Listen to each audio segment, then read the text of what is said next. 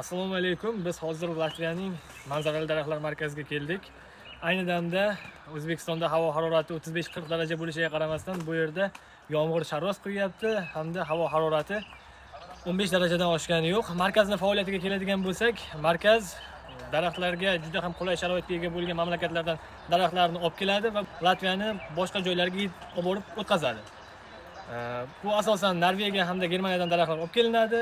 Bu yerda nafaqat daraxtlarni ko'chirib o'tkazish xizmati, shuning bilan birgalikda landshaft dizaynni tashkil qilish markazlari ham mavjud.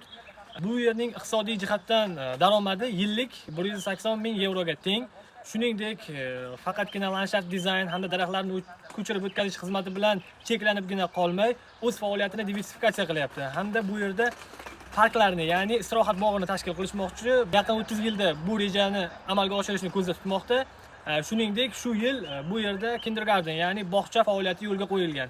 Bu bog'chaga juda ham talab yuqori, chunki dekorativni tabiiy go'zallashtirilgan, ya'ni tabiiy landshaft dizayn qilingan joylarda o'z bolalarini tarbiyalanishini xohlagan ota-onalar juda ham ko'p hisoblanadi. Latviyadagi ushbu markazning faoliyatidan ruhlangan holda biz ham shu kabi estetik zavq oluvchi manzarali landshaft dizaynga ega bo'lgan hududlarni joriy qilishni kelajakda reja qilmoqdamiz.